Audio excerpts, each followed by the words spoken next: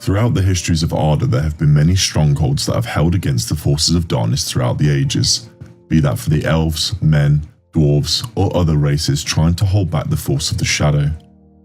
Many of the greatest and mightiest battles have taken place involving these locations, and today we're going to shed some light on some of the finest citadels erected by the fair elves, and their importance during the constant wars against the evils that have plagued Middle-earth since time immemorial. Greetings all, I'm your guide, the Archivist.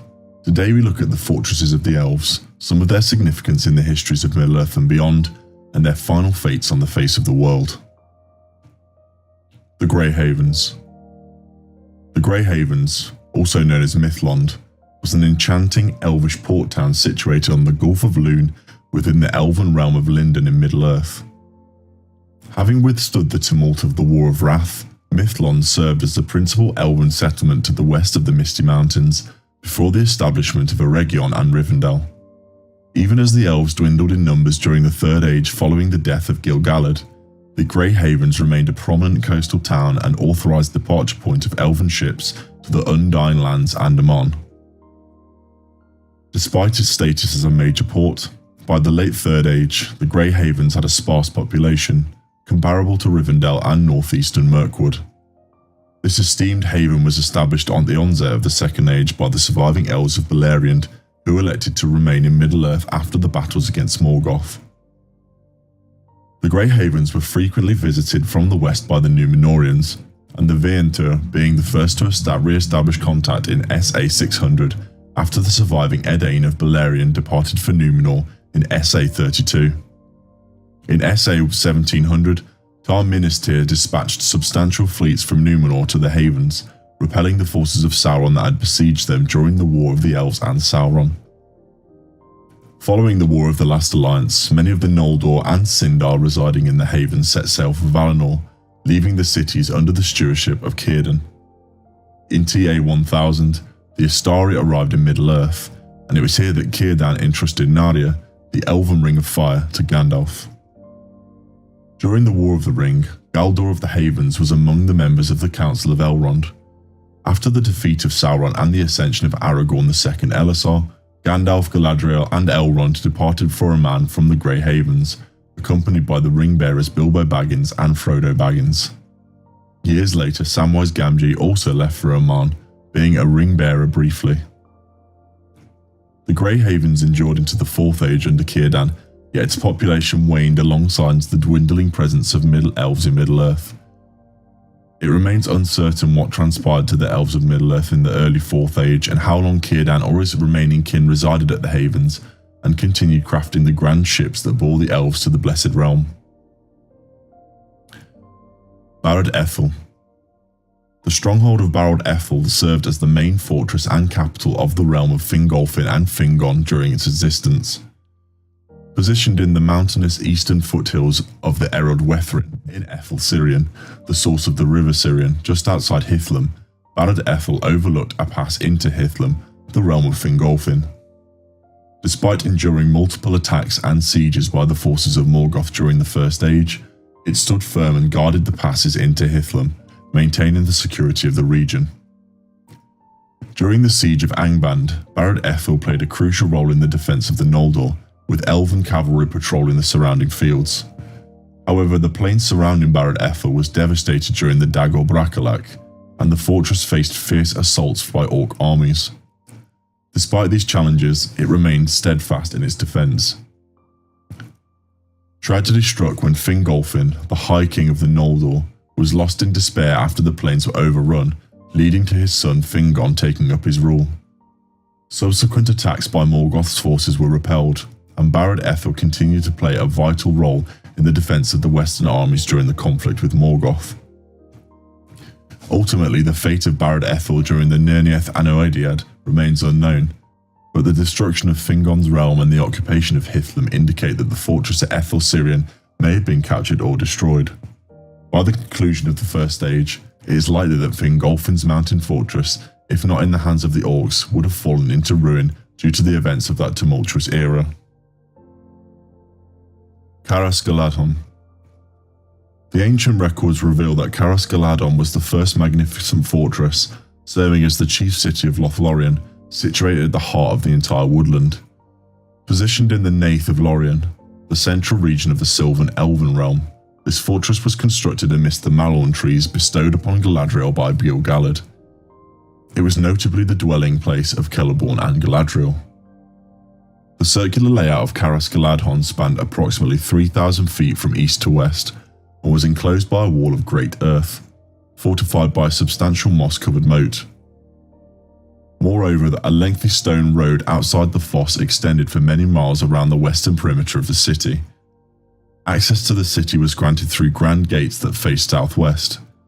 The city was adorned with Malorn trees, amongst which the elves resided in flets atop the trees.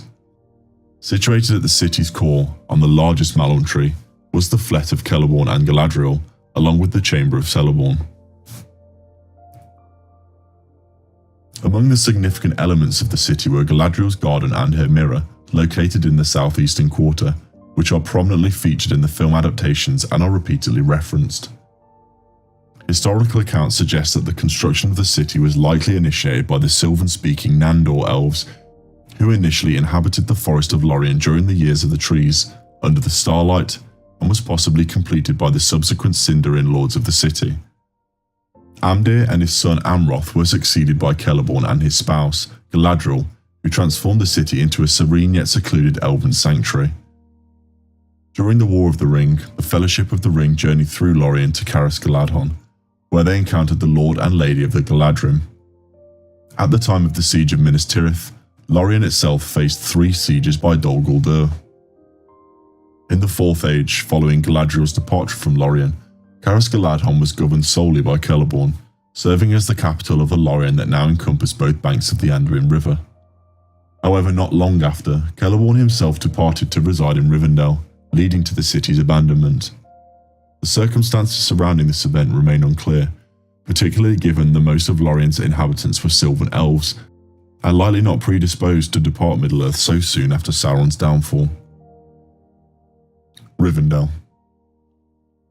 Rivendell, also known as Imladris in Sindarin, was the name of a serene elven settlement in eastern Eriador and the surrounding valley. Established by Elrond Half-Elven, it initially served as a stronghold and refuge during the elves' early conflict with Sauron in the Second Age.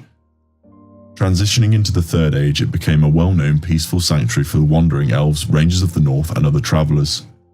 Some referred to it as the last homely house in the east of the civilized lands of Eriador, or the first homely house west of the wildlands of Rivanion over the Misty Mountains. Nestled in a tranquil, secluded valley at the edge of a narrow gorge of the River Brunnen, Rivendell was cleverly concealed within the moorlands and foothills of the Misty Mountains. One of the primary routes to Rivendell passed through the nearby ford of Brunnen. Established during the War of the Elves and Sauron by Elrond, son of Eärendil, Rivendell was a response to the devastation wrought by Sauron in Eregion. Following the destruction of Eregion, Elrond, along with the refugees, was compelled to seek refuge northward in Rivendell or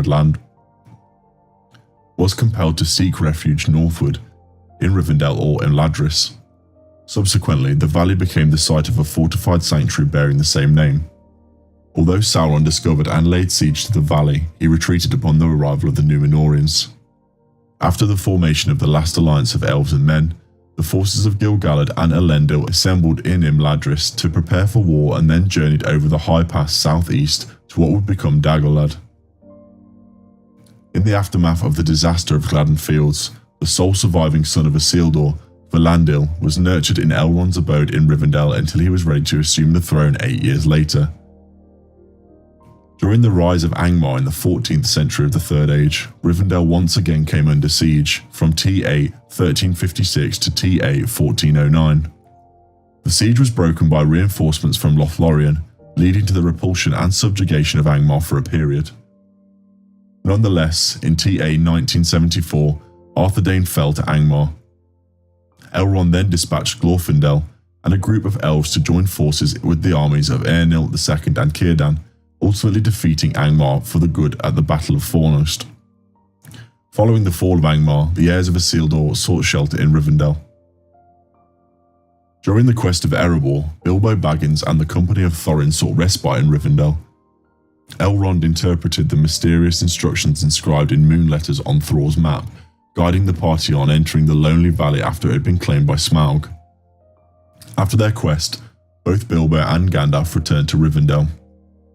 Years later, Frodo Baggins and his hobbit companions made their way to Rivendell, where they reunited with Bilbo, who had retired there after celebrating his 111st birthday.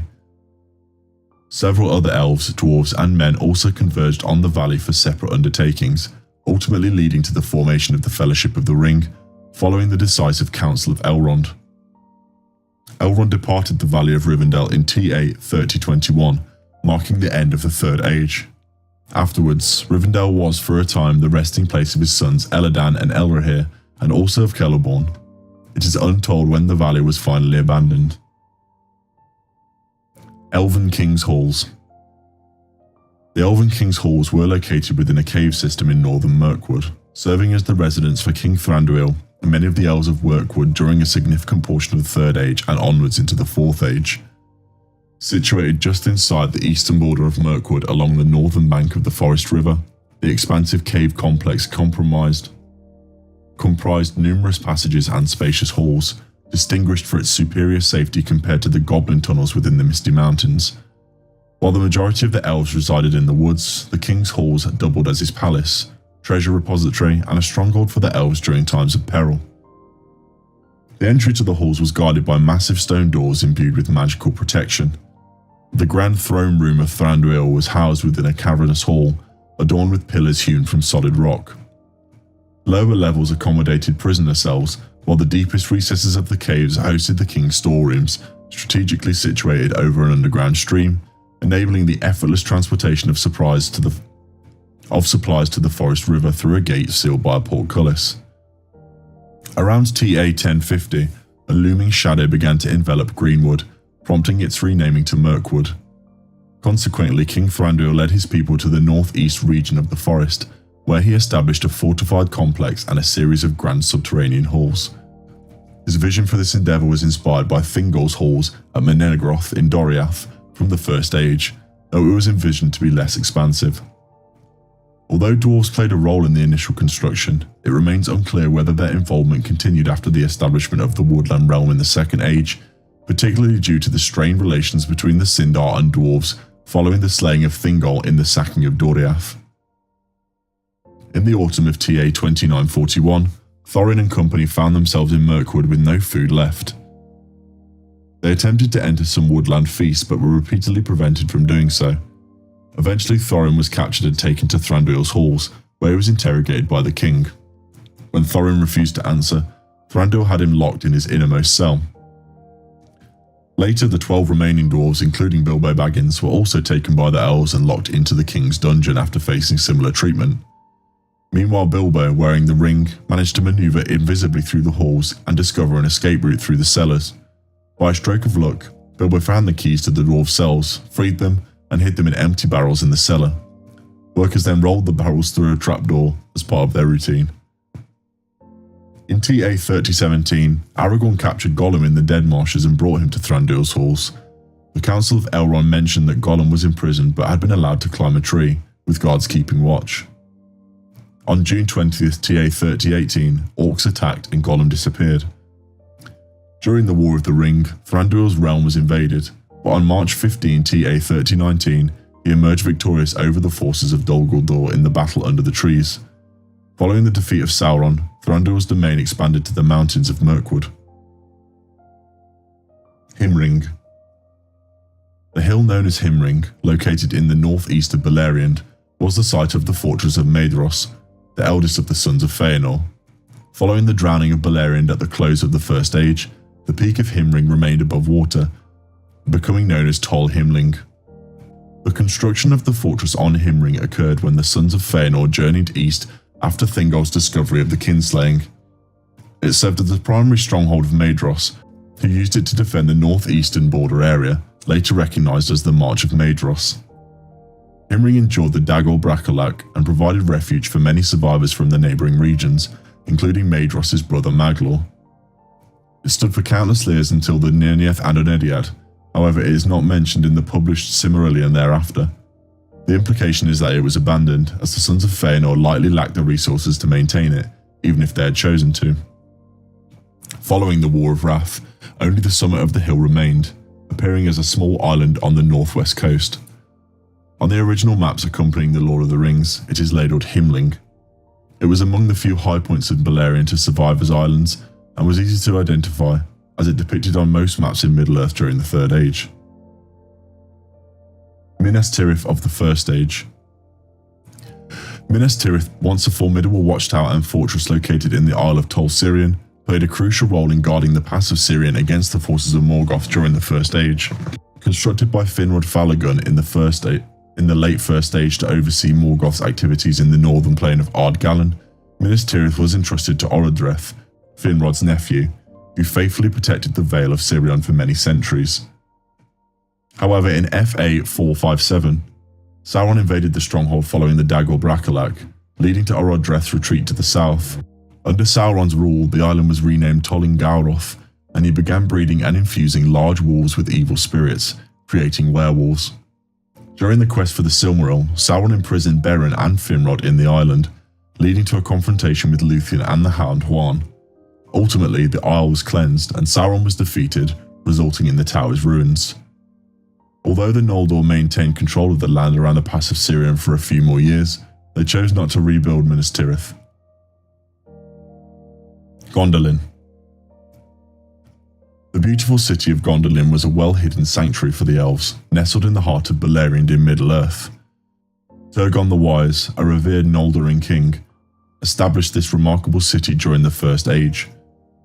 Despite being in exile, Gondolin remained resilient for nearly 4 centuries during the Years of the Sun. The inhabitants of this splendid city were known as the Gondolindrim.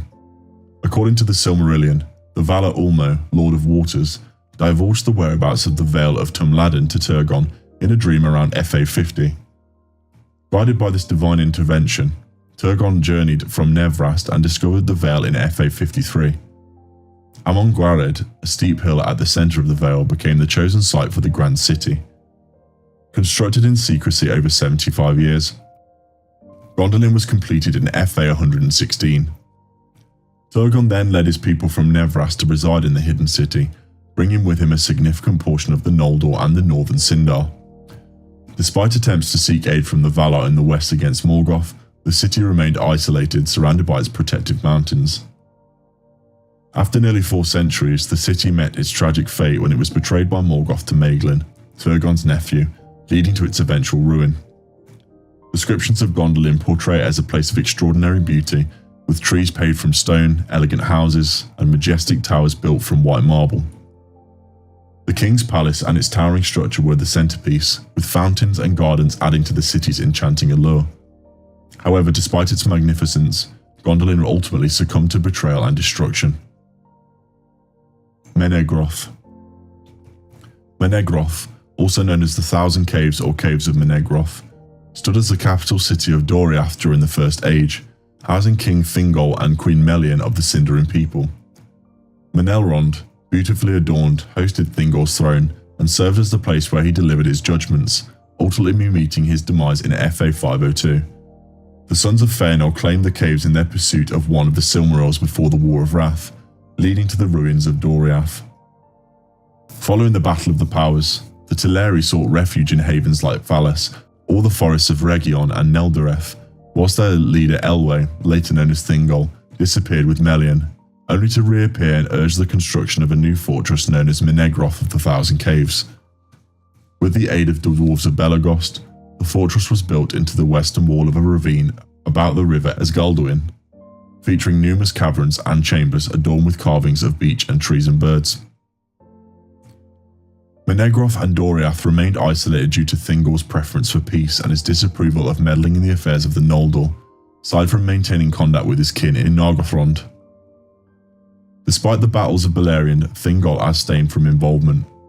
In the 5th century of the First Age, Beren Akamion requested the hand of Thingol's daughter Luthien in marriage. However, Thingol demanded that Beren retrieve a Silmaril from Morgoth's Iron Crown as a condition for their union. Accompanied by Luthien, Beren succeeded in their quest to Angband but faced the grave consequences. Karkaroth, the wolf guarding the gates of Angband, bit off Beren's hand holding the Silmaril. The wolf then rampaged towards Menegroth but was ultimately confronted and defeated by the courageous Juan, the Great Hound of Valinor, at the northeast banks of Esgaldwin. The Silmaril was retrieved, fulfilling Thingol's conditions. Years later, Hurin Thalion presented the renowned Nauglamir to Thingol as a gift. Thingol devised a plan to set the Silmaril into the Nauglamir and offered a reward to the dwarven craftsmen of Nogrod if they could accomplish the task. The dwarves, driven by an intense desire for the Silmaril, completed the work and then claimed the treasure for themselves, ultimately killing Thingol and escaping Menegroth. The news quickly spread, leading to the pursuit and assassination of the dwarves. 2 of them managed to escape and spread false tales of their betrayal and massacre of their brethren by the elves. In retaliation, the dwarves of Nogrod amassed a great army and launched an assault on the unguarded Doriath. This led to the Battle of the Thousand Caves, resulting in heavy casualties on both sides. Mablung, the leader of the guard, was killed at the doors of the treasure chamber where the Nauglamir was kept. The dwarves of Nogrod were eventually ambushed at Sarn Athrad, on their way back by the Laquendi, led by Beren. Their king was defeated by Beren in single combat and the rest of their host was taken down by Ents. Nargothrond. The realm of Nargothrond, also known as the Caverns of Narog, was an underground elven stronghold constructed along the banks of the River Nagrod in western Beleriand during the First Age. It was first established and governed by the Noldorian king Finrod Falagun, son of Finarfin.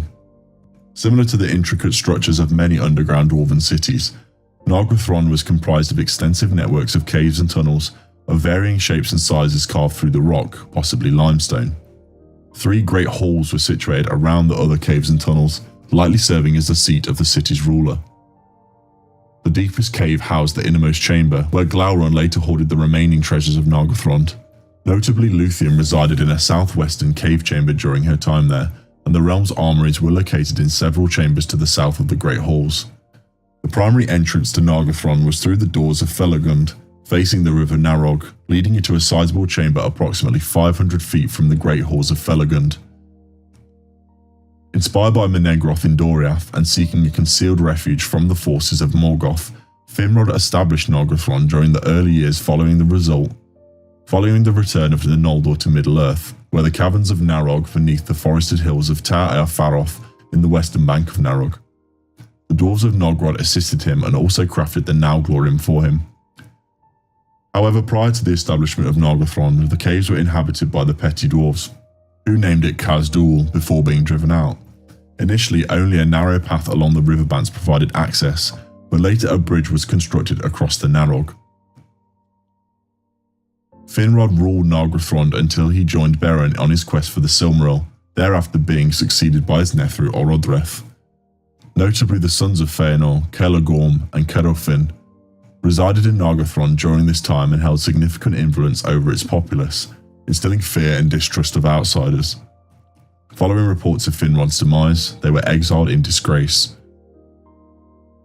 Since its establishment by Finrod, the Elves of Nargothrond had engaged in a clandestine war against Morgoth, employing stealth and ambush tactics rather than open warfare. When Turin was led there by Gwyndor, he gained high regard from Orodreth, the king of Nargothrond, and advised a different strategy. Turin Turambar rose to become one of the principal leaders, urging the people to abandon their long-standing reproach and openly confront Morgoth. Turin convinced Orodreth to construct the Bridge of Nargothrond to facilitate swift movement of troops onto the battlefield. Orodreth built the bridge extending from his doors across the Narog and engaged in open warfare against Morgoth.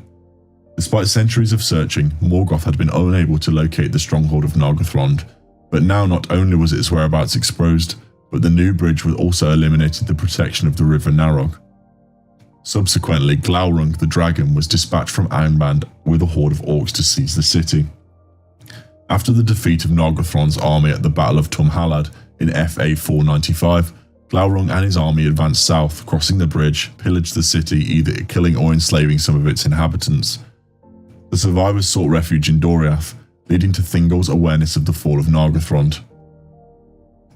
Glaurung then established himself as the Dragon King of Nargothrond until FA 499, when he journeyed northeast to Brethil to confront Turin Turambar, who ultimately slew him. Although the realm ceased to exist, Mim the petty dwarf laid claim to the caves and their treasures as recompense for the suffering of his people, until Húrin arrived and killed him for betraying his son. Subsequently, the treasure, including the Nauglamir, were taken by the elf kingdom of Doriath and presented to King Thingol. Eventually the caves were destroyed during the War of Wrath, along with all of Beleriand. Ost-in-Edhil. Ost-in-Edhil served as the thriving capital city of the elven realm of Eregion during the ancient days of the Second Age. The city was established by the Noldor in SA 750, strategically positioned at the convergence of the river Sirannon and the Glanduin. To foster interactions between the dwarves and the elves, the Elven Way was built, extending all the way to the west gate of Khazad-dûm under the watchful gaze of the Misty Mountains. Celebrimbor, the esteemed founder and leader of the Gwaithir Myrdan, and the grandson of Feanor, governed the city.